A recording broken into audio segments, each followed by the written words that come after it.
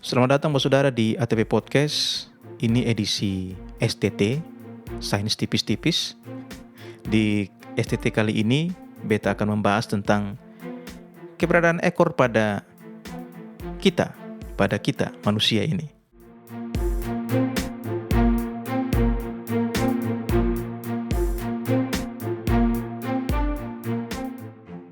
Ekor adalah bagian tubuh yang memanjang melewati lubang anus, post-anal tail. Ekor memiliki berbagai macam fungsi. Misalkan, ekor ikan berfungsi untuk berenang. Dan hewan yang biasa kita pelihara, anjing, kita bisa mengetahui emosionalnya. Karena ekor itu pada anjing merupakan indikator emosionalnya. Misalkan, kalau ada anak anjing lagi senang, maka dia akan menggoyangkan pantatnya. Sehingga ekornya juga bergoyang. Oh, kita tahu anak anjing ini lagi senang. Sebaliknya, kalau anak anjing itu merasa terancam, atau anjing yang sudah agak besar merasa terancam, dia akan membelokkan ekornya dan menempatkannya di antara kedua kaki belakangnya. Bagaimana dengan keberadaan ekor pada manusia? Kita nampaknya harus mengkaji dari beberapa bidang biologi ya. Kita mulai dari taksonomi. Taksonomi itu dibangun berdasarkan ciri-ciri tertentu, Mbak Saudara. Untuk menelusuri keberadaan ekor pada manusia ini, kita harus kembali pada peneliti-peneliti taksonomi di zaman dahulu. Ya, lebih banyaknya di tahun 1800-an, ya. 1800-an akhir, mereka menyebutkan bahwa ekor ini adalah salah satu syarat utama filum chordata. Ernest Haeckel, seorang taksonom yang sangat terkenal ya. Dia menyebut chordata sebagai cardonia yang terdiri atas dua, yaitu tunicata dan vertebrata. Nah, dalam pengelompokan ini, keberadaan notochorda menjadi bagian penting dalam pengelompokannya. Selanjutnya, sekitar tahun 1880, Balfour mengganti filum vertebrata yang diperkenalkan oleh Lancaster sebelumnya di tahun 1877 menjadi filum chordata yang kita kenal sampai saat ini. Para peneliti sepakat bahwa filum chordata berasal dari nenek moyang yang sama, yaitu Deuterostomes. Deuterostomes ini secara harfiah bisa berarti mulut kedua. Deutero artinya dua, stom artinya mulut.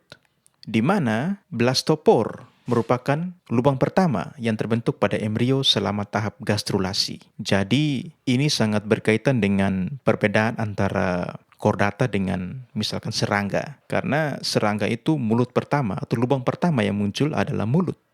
Ya. Sedangkan kalau pada chordata, lubang pertama yang muncul adalah anus. Ya. Ini disebut dengan nenek moyang chordata ini yang tadi saya sudah sebut adalah Deuterostomes. Ini penting Mbak Saudara karena di berbagai kajian terkait keberadaan ekor pada manusia ini memang utamanya nanti akan mengarah pada pembentukan embrio. Sebelum ke sana kita lanjut dulu membahas taksonominya. Filum chordata terdiri atas 3 subfilum, yaitu Urochordata, Cephalochordata, dan Vertebrata. Semua subfilum ini memiliki ekor, atau bisa kita katakan organ yang bisa diasosiasikan dengan ekor. Selain ekor, filum chordata memiliki ciri-ciri lain, seperti notochorda. Ini organ berbentuk tabung yang ada pada tahap embrio. Punggung belakang atau bagian tubuh belakang kita sebut sebagai dorsal ya, di mana pada bagian ini terdapat sistem saraf berbentuk tabung yang membentang dari otak hingga punggung bawah, korda saraf dorsal. Ya, pada manusia kita kenal ini tulang belakang ya. Kemudian ada celah faring, miotom, dan ekor post-anal. Jadi keberadaan ekor ini salah satu dari syarat filum chordata ya. Ada beberapa syarat yang lain tadi. Selanjutnya, secara taksonomi, mengapa manusia masuk dalam filum chordata? Karena manusia memiliki semua ciri ini, bukan hanya ekor ya. Tadi saya sudah sebut bahwa ada notochorda, ada bagian dorsal yang kemudian akan kita sebut sebagai tulang belakang itu, ada celah faring, miotom, dan ekor terakhir tadi. Namun yang perlu kita pahami adalah ciri-ciri ini hanya tampak jelas pada fase embrio. fungsi notokorda akan digantikan oleh tulang belakang yang sudah saya sebut sebelumnya. Tulang belakang atau bahasa ilmiahnya columna vertebralis. Sisanya ya akan berkembang membentuk nukleus pulposus embryonik. Ini yang memang sekarang juga lagi banyak dikaji oleh para peneliti ya, nukleus pulposus embryonik ini. Sumsum tulang belakang sendiri berkembang dari korda saraf dorsal pada proses neurulasi selama minggu keempat kehamilan, di mana selama tahap ini lempeng saraf mengalami serangkaian gerakan morfogenetik yang mengarah pada pembentukan tabung saraf. Itu untuk ciri yang pertama ya tadi, saudara, notokorda ya. Celah faring. Nah, celah faring pada manusia mengalami modifikasi dan berkembang menjadi rahang. Ya, celah faring ini kalau pada ikan itu dia berkembang menjadi organ pernafasan ya. Sedangkan kalau pada manusia berkembang menjadi rahang. Miotom berkembang menjadi otot rangka sumbu tubuh. Nah, bagaimana dengan ekor? Seperti ciri-ciri filum kordata yang lain, ekor pada manusia juga muncul hanya pada embrio. Embrio memiliki ekor pada minggu keempat hingga minggu keenam kehamilan yang terdiri dari 10-12 ruas tulang belakang. Ekor ini akan menghilang pada minggu ke-8. Tapi yang menarik, saudara, dalam dunia kesehatan, terdapat berbagai laporan kasus di mana bayi lahir dengan ekor neonatal. Kasus seperti ini tergolong anomali koegenital yang langka dan ditangani dengan operasi pembedahan. Jadi, saudara, secara taksonomi, manusia masuk dalam filum kordata. Mengapa? Karena manusia memiliki semua ciri filum kordata. Yang kita bahas adalah ekor. Meskipun semua ciri ini termasuk ekor itu hanya tampak jelas pada tahap embrio.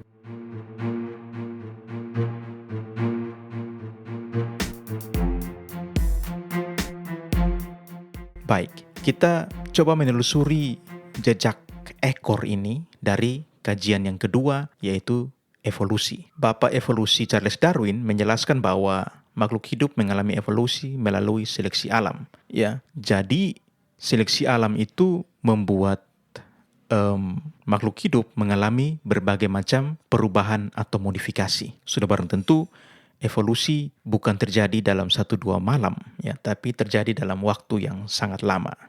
Oleh karena itu, dalam rangka menelusuri keberadaan ekor pada manusia, kita perlu menjabarkan timeline evolusi manusia, Homo sapiens. Memang kalau kita bahas terkait evolusi, ini juga tidak beda jauh dengan pada taksonomi ya. Tapi evolusi ini dia memang berkembang seiring dengan kemajuan teknologi juga. Sama juga dengan taksonomi. Ya, namanya ilmu pengetahuan, dia berkembang seiring dengan perkembangan misalkan alat atau metode laboratorium dan seterusnya. Dalam hal evolusi ini, saya ajak saudara untuk kembali sekitar tahun 1967. Ada peneliti namanya Sarik dan Wilson.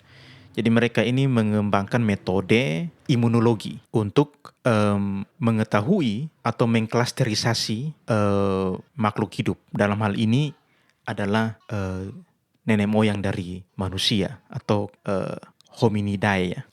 Nah, berdasarkan data imunologi, klaster kera besar ya itu terpisah menjadi 2 sekitar 5 juta tahun yang lalu. Ya, jadi sekitar 5 juta tahun yang lalu itu orang utan ya, Pongo, Pimaeus itu terpisah, sedangkan Homo sapiens, simpanse dan gorila itu membentuk klaster sendiri.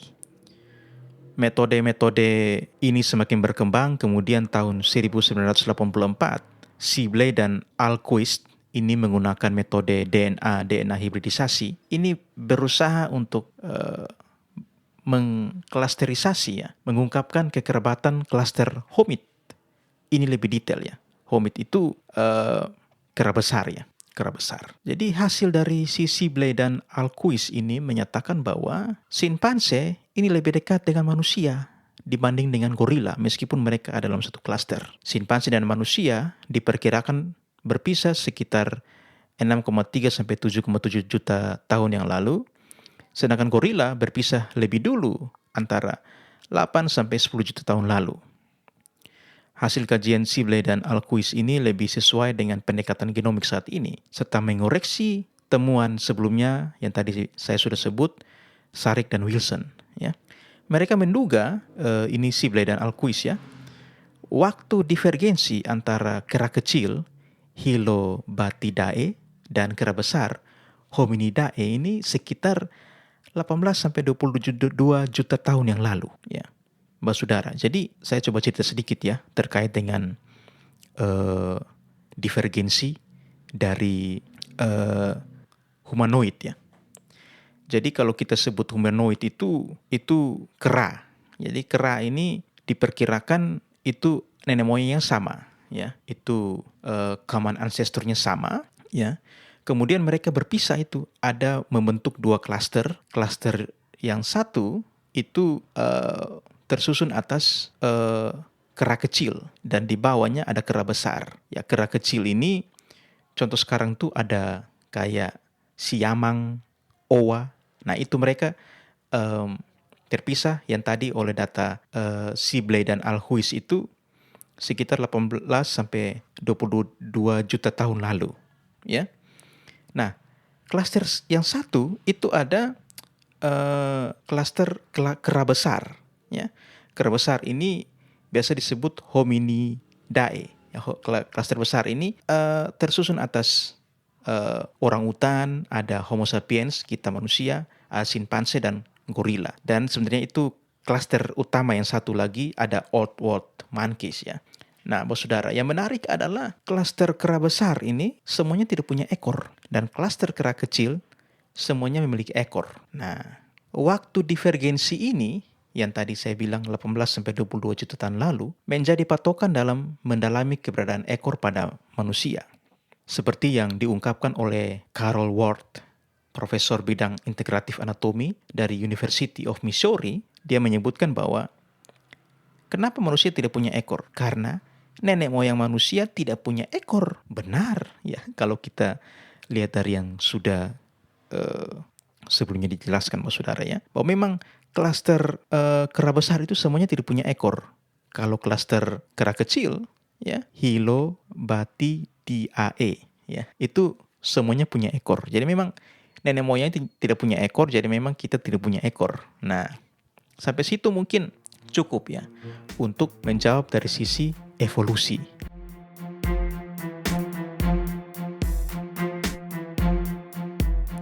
Kita lanjut ke sisi yang lebih modern, ya, penjelasan molekuler. Pendekatan molekuler nampaknya dapat menjelaskan mengapa leluhur kera, ya, itu tidak punya ekor, termasuk manusia, ya. Itu di antara zaman Oligosen hingga akhir Miosen, ya, sekitar 30 sampai sekitar 15-10 juta tahun yang lalu, ya. Kajian oleh Xia et al. Tahun 2024, dia membandingkan DNA dari hominoid dan non-hominoid dengan serangkaian eksperimen yang meliputi studi perbandingan genomik, identifikasi anomali genetik, pengeditan gen dengan CRISPR pada sel, pembuatan model tikus transgenik, dan observasi fenotipik. Ini sangat, ketika saya baca artikelnya, sangat komprehensif kajiannya. Kajian ini mengungkapkan bahwa terdapat mutasi pada gen pembentuk ekor, yaitu TBXT, ya, pada hominoid. Gen TBXT diketahui menginisiasi terbentuknya lapisan mesoderm di awal kehidupan embrio. Saudara masih ingat tadi di pembahasan taksonomi, beta sudah sebut bahwa memang ketika fase embrio itu bagian dorsal, ya, pembentukan tulang belakang itu menjadi penting ketika kita membahas soal keberadaan ekor. Nah, temuan dari Xia et al. 2024 ini mengkonfirmasi, ya. Jadi gen TBXT itu menginisiasi lapisan mesoderm di awal kehidupan embrio. Ini yang bertanggung jawab di bagian dorsal. Mutasi yang terjadi disebabkan karena adanya penyisipan elemen ALU ke dalam intron gen, sehingga terjadi splicing event berupa pelompatan exon atau exon skip. Jadi kalau tidak salah, exon ini nomor 6, ya. Jadi ada elemen ALU, elemen ini menurut berbagai kajian, ya, ini mengganggu ekspresi gen, ya. Yang di sini disebut menyebabkan terjadinya splicing event berupa lompatan ekson. Gen TBXT akan menghasilkan isoform, yaitu ada dua ya, protein normal yang utuh, ada full length proteinnya, dan protein yang cacat atau terpotong akibat exon skip tadi. Ya, nah ini dikonfirmasi juga dalam penelitian Xia et al. Ini bahwa hasil percobaan pada tikus menunjukkan bahwa tikus yang direkayasa gen TBXT-nya lahir dengan ekor yang sangat pendek atau tidak memiliki ekor sama sekali. Confirm ya. Hal ini sudah barang tentu tergantung pada protein isoformnya. Jadi kalau misalkan full length-nya lebih sedikit dan protein yang exon skip tadi, yang cacat tadi lebih banyak, maka ekornya tidak ada pada si tikus tadi. Ya. Itu nampaknya penjelasan molekuler yang beta mau bagi ke saudara. Apa makna dari episode ini atau dari tema yang beta angkat? Bahwa memang manusia itu punya ekor, ya. Tapi dari kajian taksonomi itu dia hanya muncul di saat embrio, ya. Yang kedua, kenapa manusia atau beta atau lu sekarang tidak punya ekor? Karena memang nenek moyang kita tidak punya ekor, ya. Itu dari sisi evolusi tadi, ya. Jadi klaster kera besar itu memang ketika terpisah dengan kera kecil, kera kecilnya punya ekor. Kita yang satu klaster dengan kera besar, dengan simpanse, gorila, dan orangutan memang tidak punya ekor. Dan penjelasan molekuler mengkonfirmasi kenapa kita tidak punya ekor, karena ada mutasi di gen yang bertanggung jawab untuk ekor itu, yaitu gen TBXT. Ada penyisipan elemen alo di situ. Sains itu menyenangkan meskipun kadang membuat kita harus berpikir panjang untuk itu. Terima kasih yang sudah dengar, saudara. Cheers.